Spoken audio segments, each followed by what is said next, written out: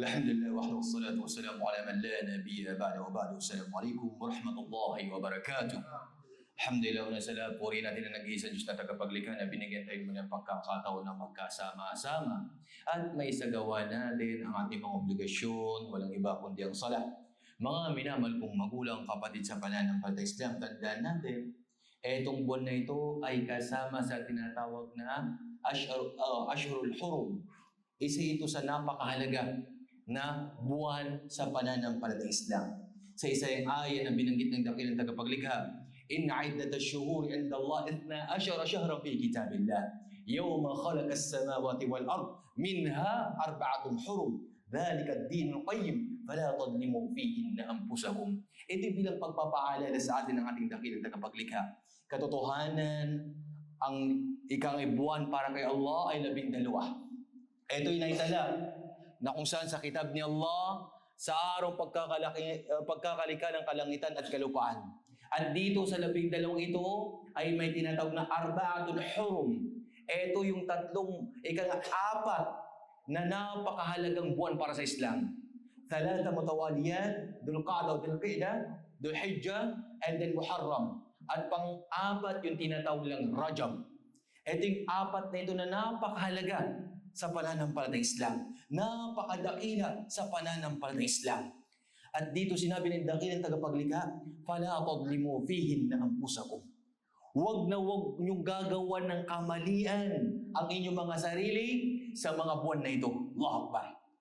Hindi lang, of course, hindi lang sa buwan na ito, sa lahat ng mga buwan. Ngunit dito sa buwan na ito, dinakila ng dakilang tagapaglikha.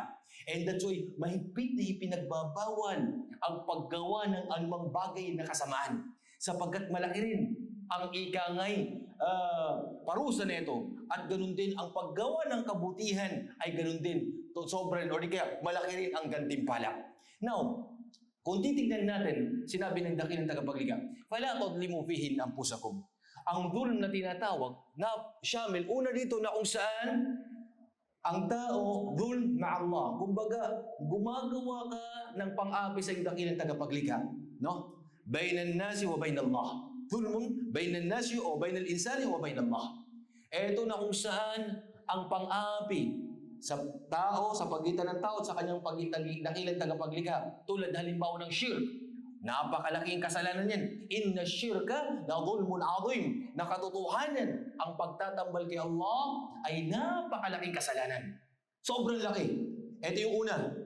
Pangalawa na kung saan dhulmun bainahu wa baina nafsihi. Una sa kanyang sarili. Sa sarili niya, tulad ng paggawa ng mga kasalanan. Okay? Mga gawain na pinagbabawal ni Allah, pag-iwan ng sala, panlaban sa mga magulang, ano bang bagay na masama? Eto na kung saan sa sarili niya, ginagawa niyang pang-api. Pangatlo, bainahu o bainan nas, o dhulm bainahu o bainan nas. Sa pagitan niya ng mga tao, sa pagsasalita ng hindi maganda, paggawa ng hindi maganda. Kaya etong mga buwan na ito, itong buwan na ito mga kapatid, mga magulang, ay mahigpit na ipinagbabawal ang mga gawaing masama. Kaya bawat isa, mangilang sa paggawa ng anumang hindi mga masasamang bagay at magsumikap sa mga bagay na kinalulugdan ng ating dakilang tagapaglikha. Maraming salamat, hanggang dito na lamang. Wa akhiru da'wana alhamdulillahi rabbil alamin. Assalamualaikum warahmatullahi wabarakatuh.